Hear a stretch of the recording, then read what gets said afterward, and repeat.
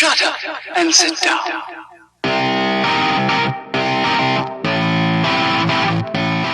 It's great to welcome this week on Control-Alt-Delete Jonathan Fleming. So Jonathan, welcome, and could you tell us a little bit about who you are and where you are in the world?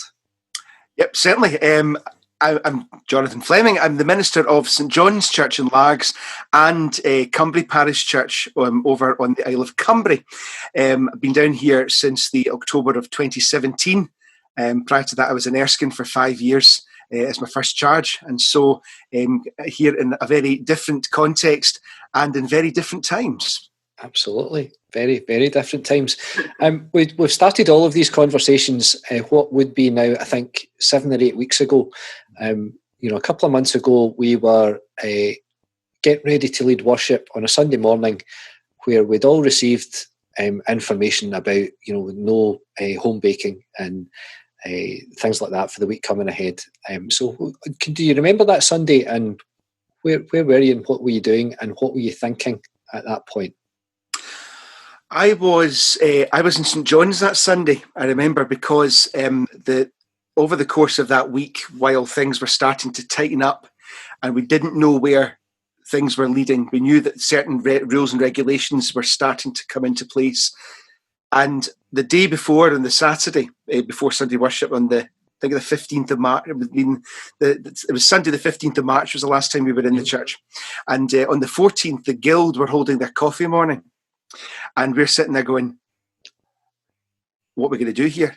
There's home baking, there's all this sort of stuff. We'd already just said the night before, on the Thursday evening, we'd actually said to the tea and coffee team, pre-packaged biscuits only, disposable cups. Make sure that we don't use any disposable cups, dishwasher at the ready, and so on and so forth. And then the question came, how do we do the coffee morning? And again, not knowing where we go, I just said, well, I was in the food trade before I was a minister. Mm-hmm. So one of the things I said to them was, look, you're all going to have to put your gloves on, aprons, this usual, passing the tray around, would you like a bit of baking?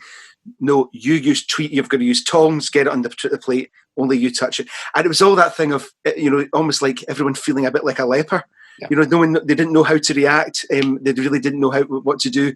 So on the Sunday morning, at the very beginning, I was saying that after, obviously when people came in the door, they were told to put their offering in the plate as they came in because the bags weren't getting passed around. On the day of the coffee morning, myself and a couple of volunteers in the church, we went round and took all the Bibles and all the hymn books out of the pews and moved them out the way and piled them all up. And and everyone at that point they were sceptical. They're sitting there going, we don't know. It's like, who's going to do this, that, and the next thing? And it was that thing of, well, I don't want it in my conscience, do you? And so on the Sunday morning, I explained why we didn't have this, that, and the next thing. And then before we knew it, Wednesday, Thursday that week, worship's off, and physical worship is off, and it's straight into, right, what do we do? But obviously, I think like many people over the course of the Monday, Tuesday, Wednesday, there was writing in the wall because a couple of other denominations that already said they were stopping worship. Yep. In the church buildings, and so the cogs are starting to turn as to where we would go. Yeah. So where did you go? What was your first response? Well, first response was obviously Zoom, which nobody had heard of beforehand, suddenly entered into everybody's life, and people had started using Zoom for various things. Mm-hmm. And so went on, downloaded it, had a wee shot of it. I had a meeting, I called an emergency meeting of our team from the living room in Largs, which is our community hub, where we offer a lot of support for people with issues that could be affecting their mental health and things. So we immediately said, look, we've been told that we're going to have to close our building down at some point. We need to get a telephone service provision put in place. And while we were exploring that, the idea of Zoom popped up because someone had mentioned it. And I was like, obviously technology is something that's second nature to me. And I'm like, let me look at this. So I very, very quickly sent it on to my probationer, to my MDS. It's like, right, here's all we're all going to go for this. And then we discussed it and said, look, how could we use this if we have to use it for worship? So when we realised you could share the screen, when we realised you could use the telephone to dial in, we went, right, we're going with that. It's the closest we're going to get to getting some form of gathering. So that's So we went down the route of using Zoom. We prepare the PowerPoints in advance. But we do the services live, and the first Sunday we had, we were bowled over with the number of people that joined us so quickly. First Sunday we were in, we had 78 participants, and that's steadily grown over the last few weeks. To the point where we're now having to pay for the larger meeting room because we're busting 100. So it's doing the job. So is that people who would have come to church anyway? So you've got 78 people that would have turned up on a Sunday, or is that 78 people who, some of whom would have turned up on a Sunday, but now other people from different places and from the communities that you're ministering to, are they joining in too in ways that they maybe wouldn't have if in kind of physical church? Yeah, absolutely, Stuart. I mean, we the very first Sunday, some churches were still catching up and working out where they were going. So people from neighbouring churches were perhaps joining us just to be part of something. What's interesting is St John's and Cumbrae worship at different times. St John's worships at 10 o'clock, Cumbrae worships at 11, but I only preach in one place at one time. St John's and Cumbrae are worshipping at the same time just now because we're only doing one service. And so you've got a mix of St John's folk, Cumbrae folk, people who would have normally been there on a Sunday, but also a lot of people who would not normally be part of the service, who are from the community, who have come in and are joining with us as well. And some are doing it by telephone, some are doing it with just blanking their screen off and just using the audio. And that's been really encouraging. And it's lovely to see some of the names appear and you're like, oh, blimey. It's just lovely to it's very encouraging to see that it's tapping into people in a different way. And you're also, that's going on Facebook too, isn't it? So that people can watch it back later on. Yeah, one of the things that we've been able to use is the live streaming into Facebook, and that's been really, really helpful. Plus, we record it anyway, and the audio goes up into our podcast channels.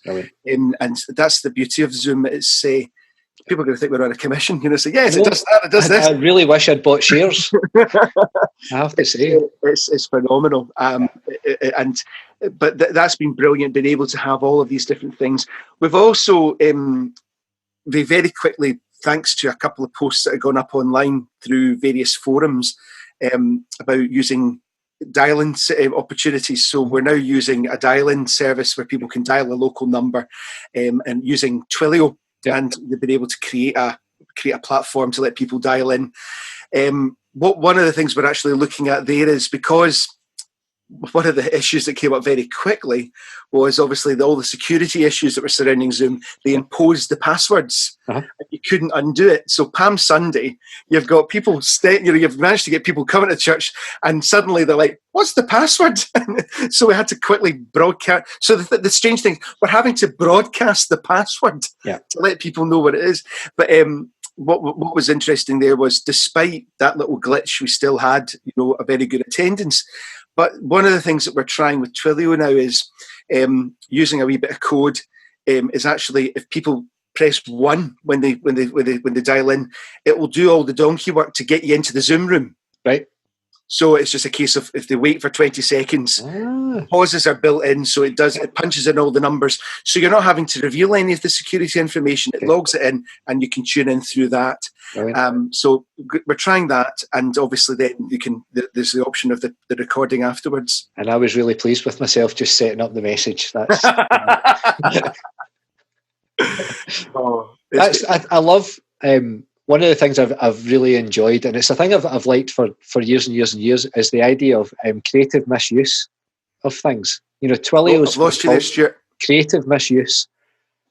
Sorry, I missed. You went blank just when you were. Sorry, the idea of creative misuse of things. I love that. I've always loved it. The sports trackers came from an app that Nokia put on their phone years ago to do something else. And text messaging was the same. SMS was for engineers to send stuff. and it's great. We're talking about Twilio, which is a service basically for telemarketing. Yeah. It's a call centre app, and here we are, people are dialing in to listen to, services, church services. This thing is for worship, press 1. Yeah. If you want to become a member, press 9. But it's amazing, isn't it, how, in such a short space of time, really between 2 Sundays, we've gone from being a primarily physically gathered congregation to being a virtually gathered congregation. And in lots of ways, for you, that's been fairly seamless.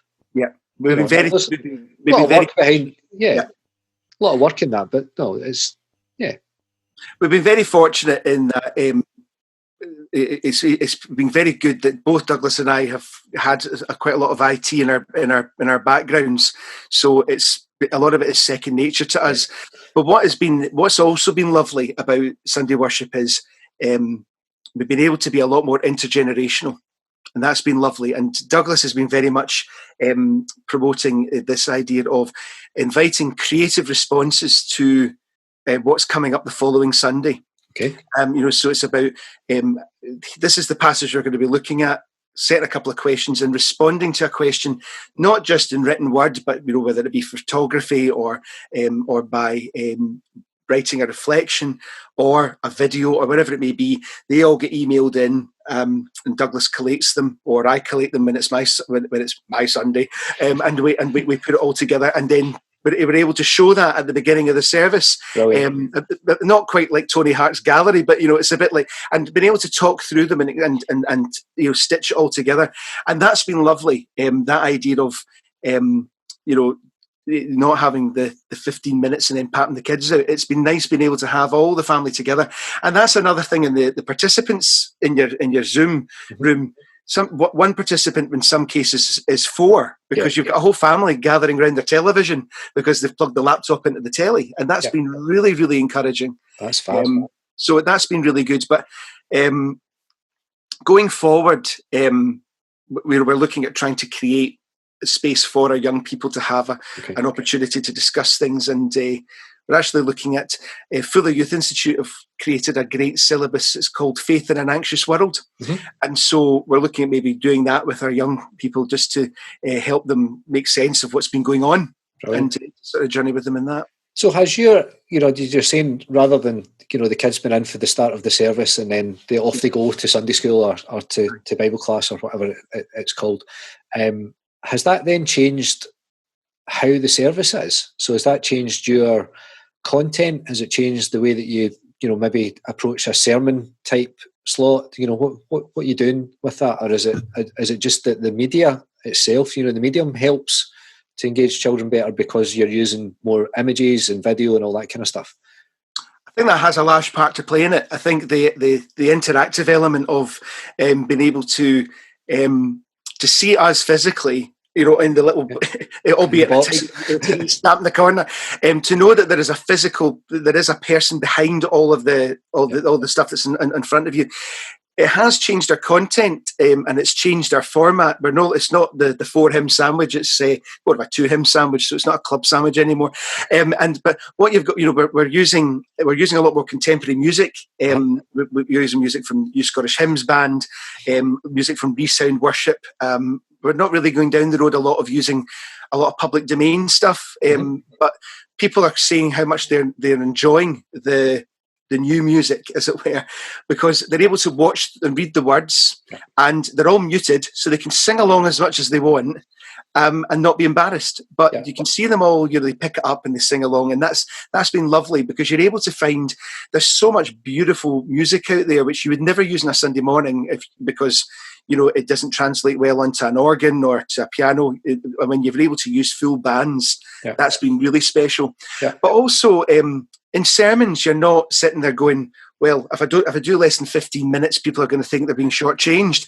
You're able to. I for one am being a lot more expository. I'm not sitting there clinging to my notes. And sometimes I'll be looking at what I'll maybe be from something that's come up in the creative responses.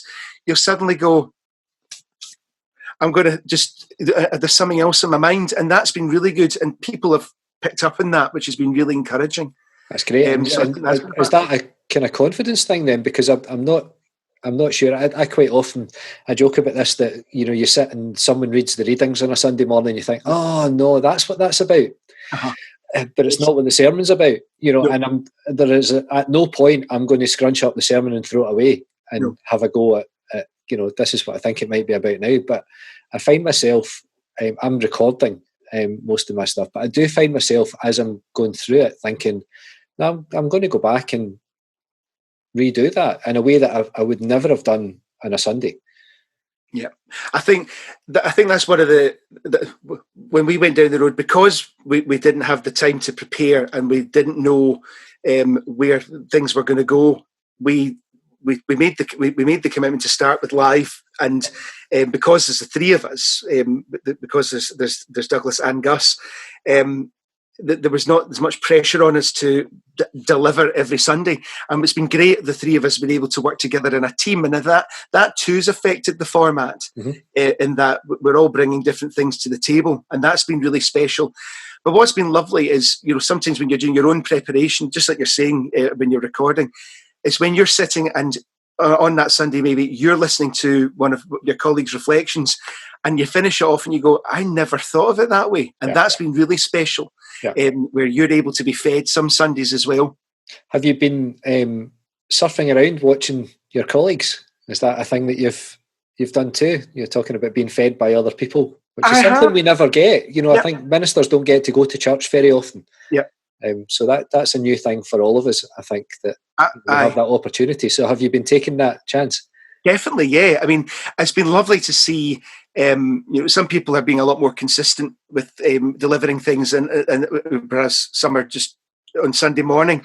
But what's lovely is I want to watch them not just because I want my own sort of spiritual nourishment, but I want them to be encouraged that their efforts are being rewarded by people watching them, because I know for a lot of people this has been really, really hard, and it's taken people totally out of their comfort zone.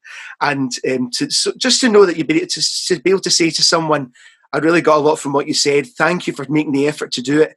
I think that's really important for a lot of our clergy. They're genuinely sitting there fearful that people are missing out, or that people are not getting something from worship, whereas they very much are. Yeah, and it's been fascinating to see people's confidence growing over the last kind of 2 months. I've been really encouraged that people have kept at it. It'd be really easy just to say, no, this isn't for me. And sometimes that first shove, the wee bit of pressure.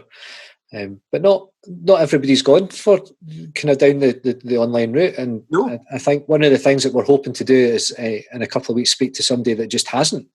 They looked around at their parish and thought, there's no point in me doing this, because either nobody's got a device to watch it on, or the people are of an age where they're just not interested in finding out how to, click 4 links to get to whatever it is I'm doing on a Sunday morning. So they've taken completely different approaches, which is fascinating.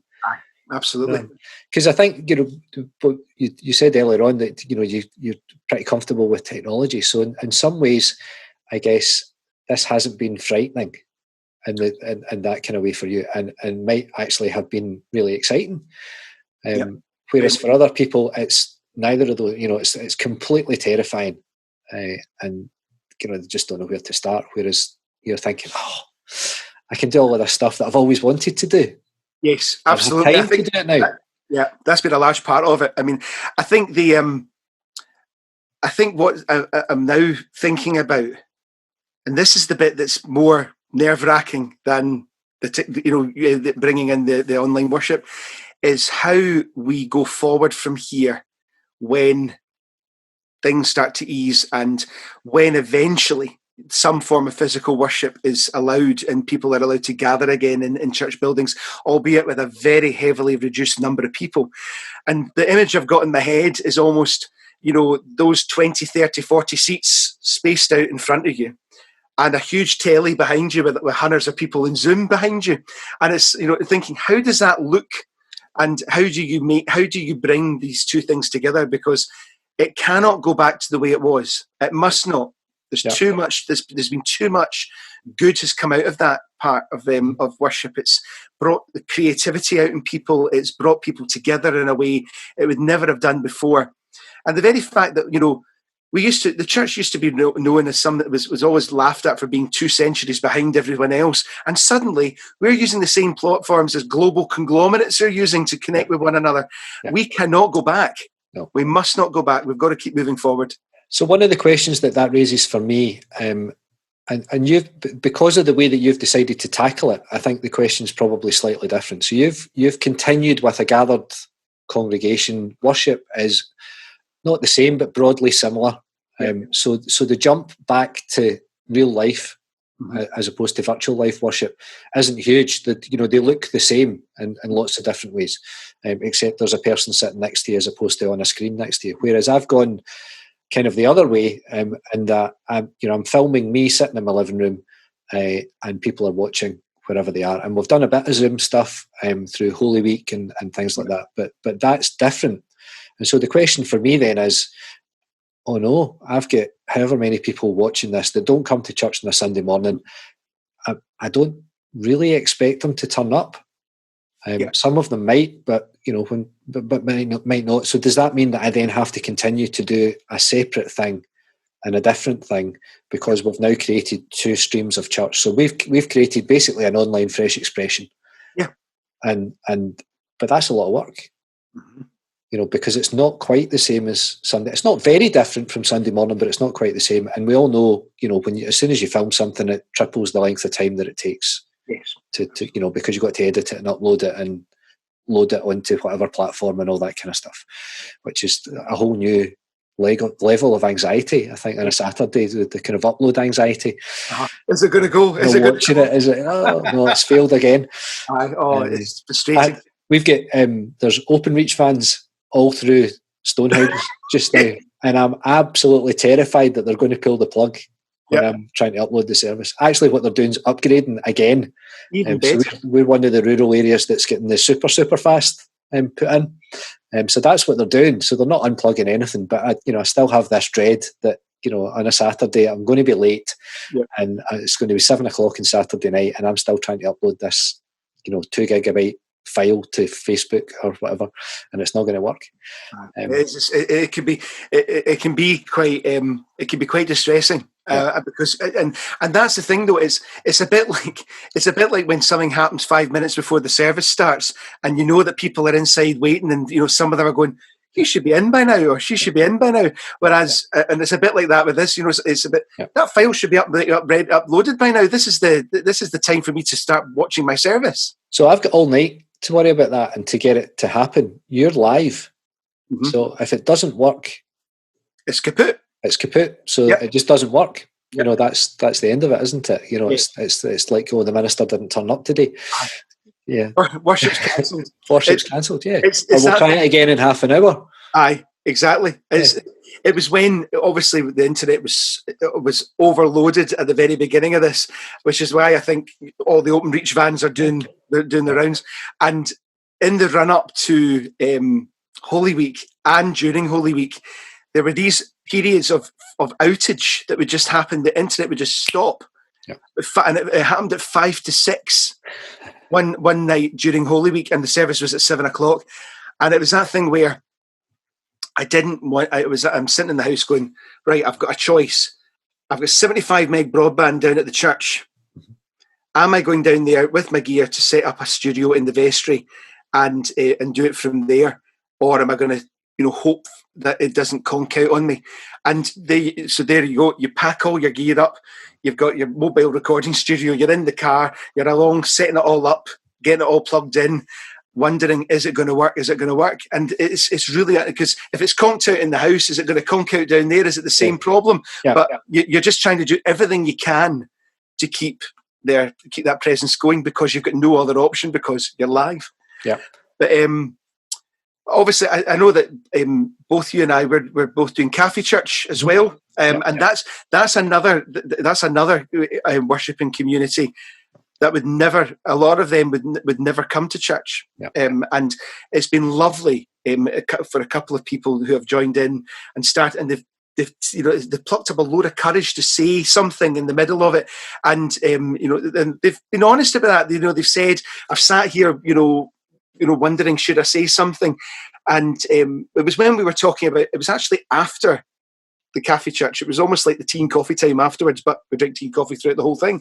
But it was that thing of this one person who had been joining us for quite a while felt more comfortable being able to talk about things from the comfort of their own bedroom.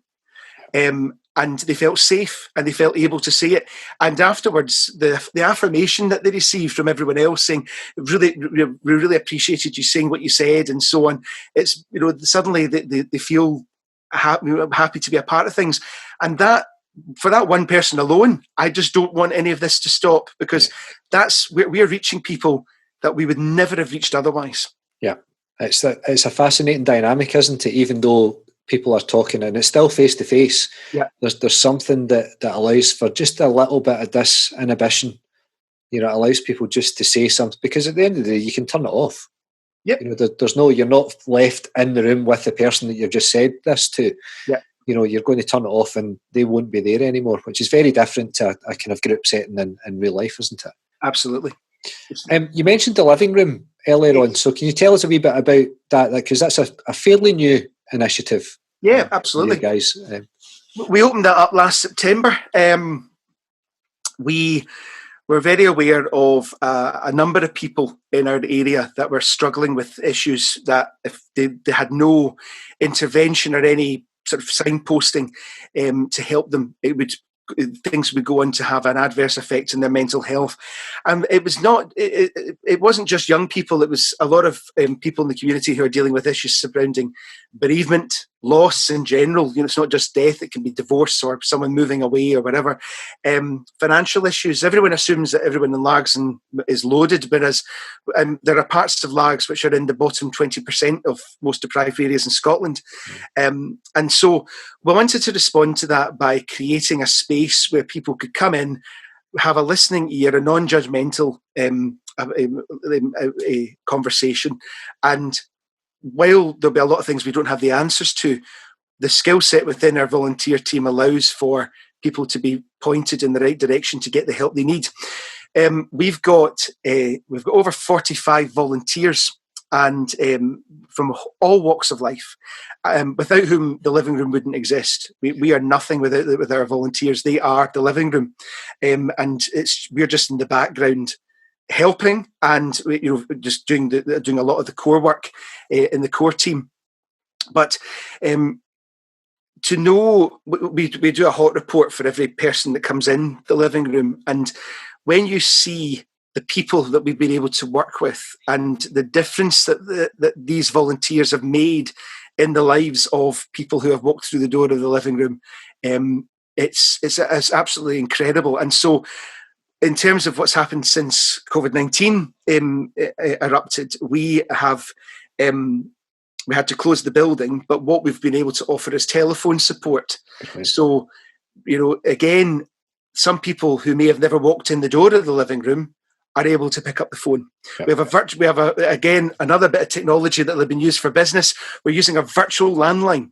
So all that happens is we've bought the number. It's a local number as far as they're concerned, but in the background we can shuffle around who receives the phone number, and it's £6 a month, and we've got 5 operators who can operate a phone. It's incredible. Yeah. And we're also working very closely. Douglas, my probationer, he's also a first responder, so he's been involved in, although he's not doing anything in that capacity, he is helping in the community resilience in Lags.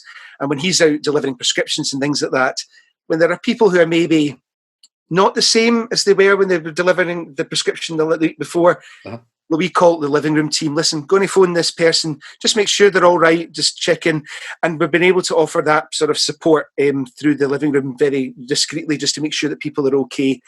And that's one of the things we're looking at, is how, obviously we're partnered with Care for the Family. And we're partnered with Christians Against Poverty. And so our training for our Christians Against Poverty volunteers got cancelled because of what's happened. And therefore, one of the things we're looking at trying to do there is they're wanting to offer online training to do it. So what we'd like to be able to do is offer our courses online in the short term while we can't gather, and also for Care in the Family, for Care for the Family to be able to run some of their things online and try and get some groups together, because both Douglas and I, we're trained facilitators for the parenting groups. We did a few days down in Manchester, and where we got our wee certificates for that. So we'd like to be able to offer stuff like that online. Especially one of the things they offer is a program called Left to Their Own Devices, which is about parenting in a digital world. And just now, I don't know why, but I get the feeling that might be quite prevalent. And so just about not demonizing technology, but just saying, here's some ways in which you could be a bit effective parenting in that digital world. Yeah. So the living room itself is going through its own little period of transition because of it too. Yeah, it's amazing, isn't it? I've said this to other people, that the Church of Scotland has been talking about for years and years and years, that it needs to change, that, we've had Radical Action Plan after, Church Without Walls after, all that kind of stuff. We should all set up a fresh expression by the end of this year. And we all did it in half an hour one Wednesday. Yeah. And that's where the name for this podcast came from. The Ctrl-alt-delete is what you force quit. It's not a choice. It's when everything stops working, you have to press it and start again, kind of thing. But it's been fascinating to see how that rebooting of the church has happened really quickly. That everything's kind of just reformatted, and it all feels quite familiar, and yet it has all of these, I suppose, unintended consequences. I think, we all probably started off from a point of what can we do to support the people that already come. But actually, what we've done is opened up church to a whole range of different people who never come or couldn't come or didn't want to come. But all of a sudden, we're sitting in their living room or their bedroom. That's weird, isn't it? It's really quite, when you think about it like that, it's quite, It's extraordinary. I mean, what I think the saying is, necessity is the mother of invention. Yeah. And so it's been great to see how people have propelled themselves into this creative mode. Yeah. And what I think's also been interesting is the number of people who have the means to connect and are choosing not to. Yeah, that's also very interesting. Okay. Where you are wondering, now that they're not having, it's where you ask, what is the priority for them? Yeah. Is it turning up in a building? Is it the social element rather than the spiritual element? There's a lot of questions that come out of that, and so there are a number of people who are very obviously missing from worship, and you're like, right, well, I can't do any more than I'm doing. So if that's down to their choice, and you can only hope that they're watching Reflections in the Key and BBC One. Sure. And that, that in itself is brilliant. I was talking about that. I spoke to Sheena, who appeared on that that's right. a couple of weeks ago. And that in itself, to have religious programming on a Sunday morning at 11 o'clock is that's an entirely new experience for loads of people. And the numbers they're getting are phenomenal. Yeah. It's really good. And that's been lovely as well, because I think the Reflections in the Key, putting the religious programs back on the television again, beyond Songs of Praise, which has also had its own renaissance. Yeah. It's so different to what it was in days of yore.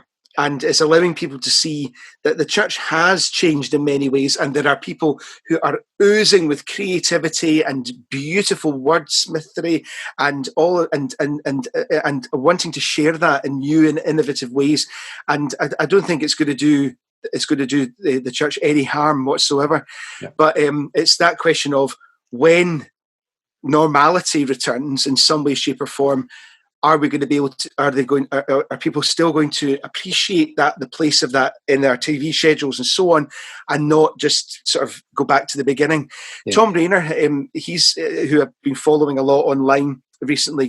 He did a seminar called The Blank Slate recently, and I tuned in on the webinar, and he was saying a lot of churches at the moment feel as if they've hit the pause button.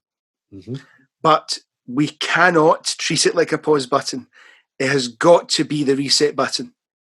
Because if you unpause, it's a bit like, I don't know if you've, when you use you know, when you use like Sky Plus, or you use a DVR, digital video recorder, and that thing, when you pause it, if you haven't recorded it, you lose all the stuff that happened before, even though you might want to go back and get some of it. The minute you hit pause and carry on, all of that stored data, it disappears. Yeah. And that's exactly the risk that we have with people in this situation. It's the minute we hit play and forget everything that's happened before. If we've not, like what we're doing just now, recorded it, mulled it over, taken different perspectives and looked at how we strategize going forward, a lot of beauty and a lot of opportunity will be wasted. I have the sense that that's really interesting. It kind of picks up on a part of the conversation. I spoke to Scott Burton a couple of days ago, and we were talking about contemplative prayer and ministry, you know, just being, you know, and how difficult that is in today's society. And this is giving people an opportunity just to be for a while, and how uncomfortable that can be. But we're kind of reflecting that the Reformation, in some senses, did do what you're describing. It pressed pause. So all of that stuff, all the kind of contemplative material, exercises, literature, practices, just got chucked in the bin. Yep. For years and years, and it's taken us 400 years to rediscover some of that in parts of the church. Yeah, you know, and you're right. So some of that, you know, if we just scrub out the last, 2,000 years and start again with a blank slate, that's not particularly helpful, because even in this new digital form, I've got lots of people on my Facebook timeline who are inviting people to Compline. It's 9:30. Who wants to do evening prayer? Yeah. You're kind of thinking, when on earth would that just wouldn't have happened? No. It just wouldn't. Nope. And somebody's just lighting a candle and leading folk through evening prayer. And it's amazing. Yeah, it's truly special, and that's the other thing, though. I think it's enabled a lot of people to participate in worship that wouldn't have participated before, and that's been lovely. Where people have obviously asked a member of the congregation, or in our case, people who are in our worshipping community online, who we know have got creative skills and have offered. We put a thing on Facebook saying, if you'd like to be involved in the service, drop me an email and we'll make a list up and we'll ask people to be involved. And there's one gentleman who has a background in drama, isn't part of our congregation normally, and we were able to invite him to do something live in the service. And one other woman who she's a member of our congregation in Cumbrae. She lives in Worthing most of the year and has a house in Millport. And we were able to bring her for her to do a reflection from her house in Worthing and connect with our Cumbrae family. And that's beautiful. So Cumbrae, so there's an island in the middle of the Clyde that's part of your parish. Can you get there at the moment? Yes, I can. I'm allowed over because I'm on the core team for the. I'm on the core team for the Millport support group. Right. So Douglas is doing resilience work here, and I'm doing work over there. Right. And so I'm helping remote control the support group. So we've got 47 volunteers delivering prescriptions, shopping, and all the other things that they're needing as a sort of satellite hub for the North Ayrshire Council. Right. And so we're working very closely with the authorities there, and that's another example of the church is not trying to do something on its own, and that's what's been lovely. Loads of organisations, loads of churches are doing it. They're not sitting there going, well, what are we going to do ourselves? What can we help support and take further afield? And that's been really, really special. It's allowed everyone to see that the church wants to be there for them, and it's not looking for anything in return. They just want to be your friend. Yeah. You might tell me you're not annoyed that you can't have services in Cumbrae because you just built a new church. Don't get me started. It was that thing when I was back in the building. Just before lockdown really set in, and I was picking up some equipment.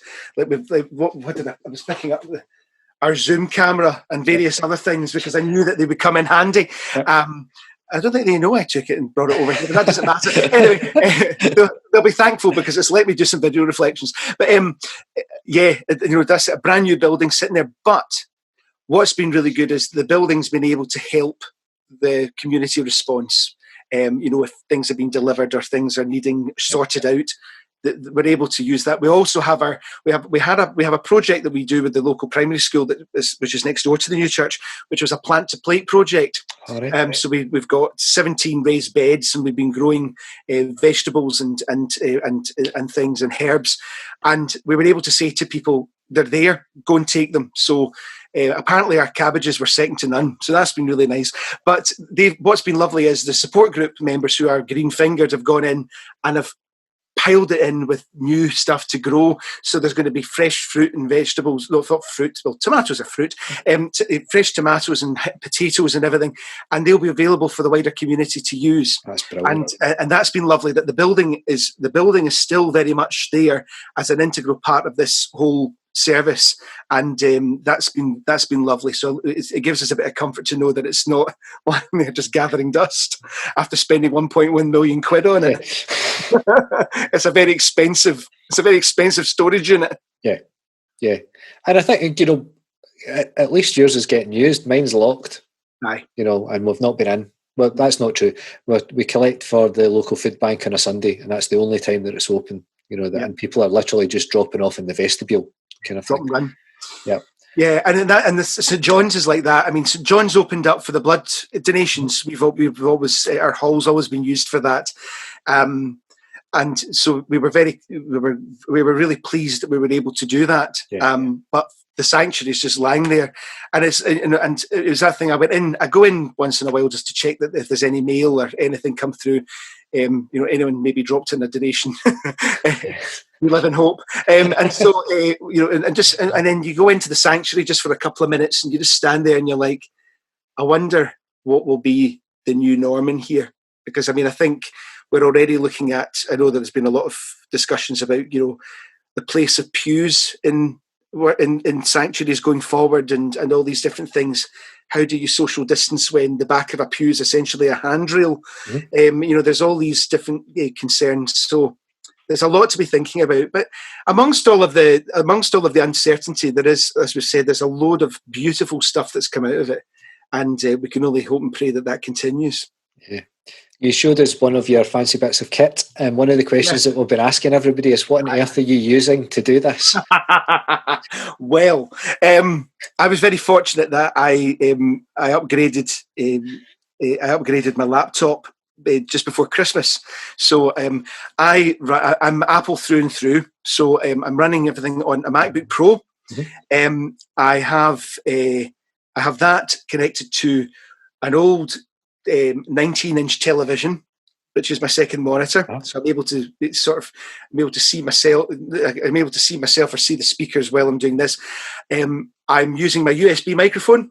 I've got my Navaris mic, nice. Which is very good price on Amazon, by the way. And that's me. So I'm using. We're using Zoom, and we're sharing all of our other stuff through PowerPoint. And when we share the screen in PowerPoint, we're doing it all 16:9, so it's all widescreen, and everything we're doing is high definition. Yeah. And while it's even with a almost brand new MacBook Pro, the fan is well and truly whirring by the end of it, because it's obviously using a lot of processor power, but it's coping well. And I think that's been one of the other things. I think that it's not just in Sunday services where a lot of churches are, obviously moving forward with using screens and various other things to be part of worship. I think the provision of IT for us in our homes as ministers and other worship leaders is going to have to be something we're not good. It's not a case of going for the bare minimum, saying, you're only sending emails and doing the occasional PowerPoint, so we'll just get you a Celeron processor. We need to start looking at showing that these are investments where if this ever arises, we need to know that they can cope. Yeah, and training to use all of that. Absolutely. I think that's been great. I think it's been lovely to see how many people within different communities have got skills that we never knew they had. Yeah. I mean, in Millport for our support group, we've got one gentleman who did IT support for 3 large software firms. Wow. And so it's that thing when you're sitting there, you feel really cheeky saying, listen, can you do all the pivot tables for Excel? Because the last time I did a pivot table was in 1999, and I don't even know what that is. Well, what's been brilliant, we're having to record all of the incidents that happen in the island, and so we've got this humongous Excel spreadsheet, which I was very proud of getting up and running. And then the council were asking for specific information, and they were saying there must be a way of automating this. And Dean was like, "There you go, it's done." And I'm sitting there going, I can't even remember how he would have done that, but it's all there. One click of a button and the report's generated. It's really, it's incredible. So that's fantastic. Yeah. And people, you said earlier on about people who were absent. Mm-hmm. One of the things that it's kind of followed me through my career. I always used to wonder how people didn't know things, because we sent them 4,000 emails and flyers and all that kind of stuff. And it's not until I think somebody needs it or wants it that they realise that it's there. I had a lovely experience last week where my wife and I were out walking the dogs, and somebody who comes to church every week said to me, "So what are you doing with your time now the church is shut?" And you're kind of thinking, this is like 6 weeks in to this. Yeah. How can you not know the answer to that question? Because I feel as though, I'm posting every 5 minutes on Facebook and Twitter and Instagram and YouTube and all that kind of stuff, and yet those aren't places that she's looking. So she didn't know. There was a story yesterday. I was hearing Douglas was out delivering prescriptions, and he was chatting to one church couple from the church family, and he was saying, you can access the services online, and the woman's response was, "The only line I've got is the one I hang my husband's drawers on." But she wasn't aware of the telephone dial-in service, so he was able to explain that. But it's amazing how. One of the things we've tried, we also went down the analogue route of saying to the newspaper in our town, the Lags and Millport News, any chance you could put a thing in telling everyone the different ways in which you can connect to us. So that's been done. And hopefully for those people who are not online but still want to read the paper, will look at it and go, "Oh, I didn't know that." And so we can only hope that will happen. Yeah. So what's next? You've continued lots of things that you were already doing. You've moved into some new bits and pieces. Are you looking forward, thinking, I'd quite like to try this? What's the next thing that you think? I would like to try and share perspectives with very similar to what we're doing just now, and I'd love to be able to talk with people who I've got to know over the years and know that they have very unique skills and have been involved in a lot of creative and innovative things in the church before this, and to try and showcase a wee bit of the creativity that's available in the world and in the church, not just within the Church of Scotland, but friends who are in the States and further afield, and just to sort of broaden the conversation and saying to them, what they're doing and how they're responding, but also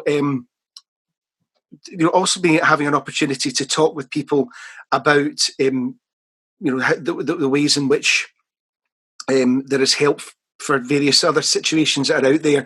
I'm very conscious of the fact that that lockdown is having such an effect on people's mental health. And while I'm not planning on having online counselling services, as in sitting there and podcasts of me and someone opening their heart up to me, being able to have people from organisations that are doing various things just now, and how they're doing it in the midst of lockdown, just to let people know that these services are there, and that'll be a lot more through the living room rather than through the church, but also letting people know that that the church is where the church is, not just the Church of Scotland, but where the Christian church is just now, in how things are progressing and how they're responding to it, and how they see the future and to the impact that this has had on it. Because I think it'd be important to hear that from. I think it's always better to hear these things straight from the horse's mouth, than you saying, well, according to this email or according to that website. It's better to get it from someone who is in the know. Yeah, and hopefully these people will be prepared to do that on record. That's always the danger, isn't it? Committing yourself to something. Yeah. Yeah, and I think, but if anything, we've been provided by us with a space, and I think it's much easier to have that conversation when nobody knows what's going to happen next. So everything's speculation. Whereas sometimes I think we get bogged down in this is how it is, and it's really difficult to change that, or looking ahead, it's just really difficult to see how things might change. So all of a sudden, we've been freed from all of that stuff. And I think the other part of it is, I think one of the other areas is pastoral care. That's another part of it which is difficult. One of my challenges is I have next to no phone numbers for the members of my congregation, because GDPR doesn't allow it necessarily unless you actively seek to get these numbers.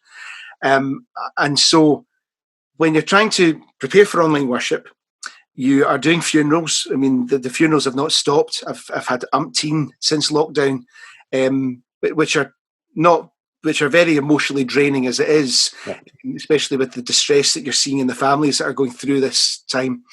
Then you're trying to sort of catch up with people, and I think that's been one of the things you're constantly. This is one of the big negatives of this time, and it's that you have I do have a tendency to worry that I am not doing enough, and that I'm letting a whole lot of people down, and that there are people there who are expecting that phone call, but I have not got the means to do it.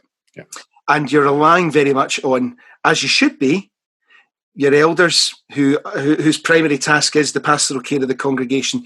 You can only hope and pray that they are picking up the phone, or when they're out doing their days, well, they can now do unlimited exercise. There's no excuse. They can go for a walk, and they can, from the wall, they can say, "Are you doing okay?"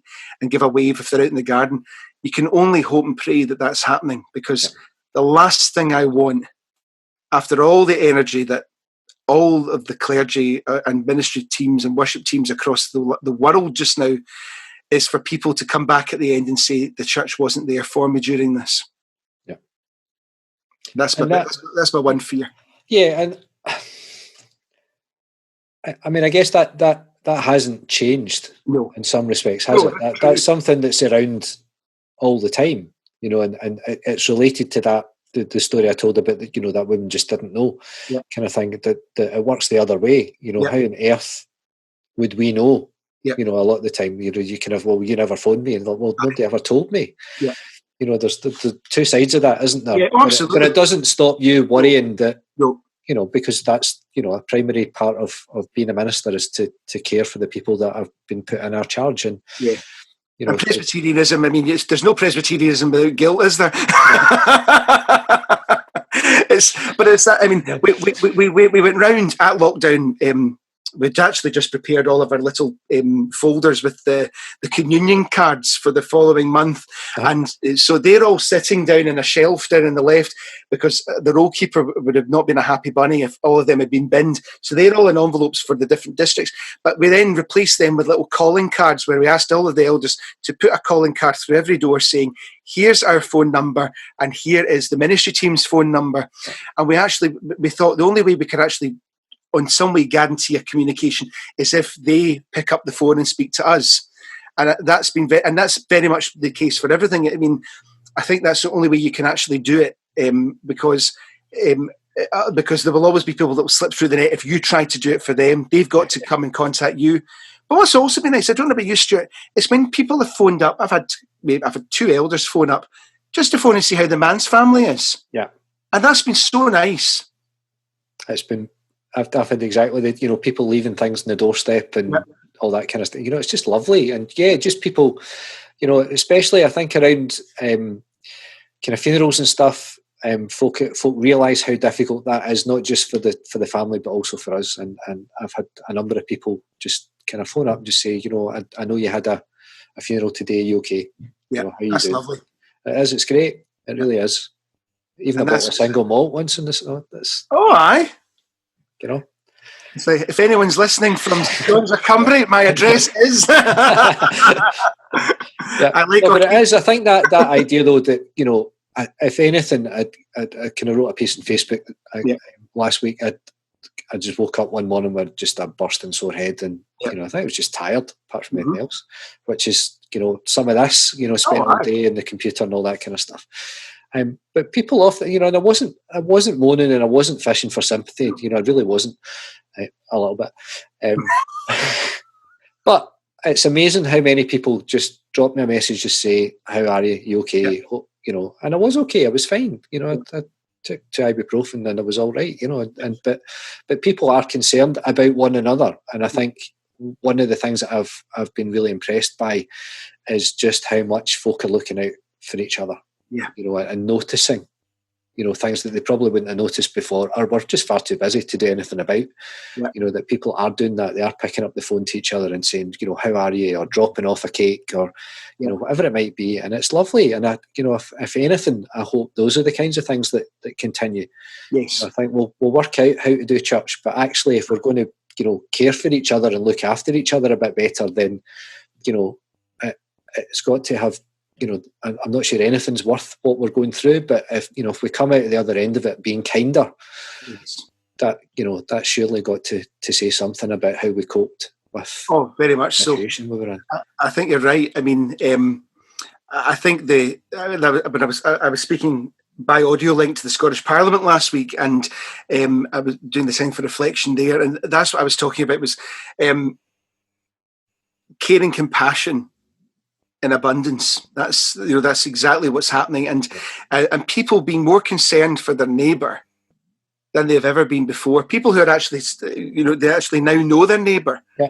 They maybe lived next door to them for years, and they now actually know their name and they know a wee bit of their story, and they're looking out for them, and that's beautiful. And I think that that's something, again, that's another part which we just never want to lose. The awareness of other people around us and their needs has really developed, and that clarity of vision is something which we never want to return to. Brilliant. That sounds like a good place to stop. That's a lovely, hopeful note to finish on. So thanks so much for joining us. It's been a pleasure. Thanks for having me. Shut up and sit down.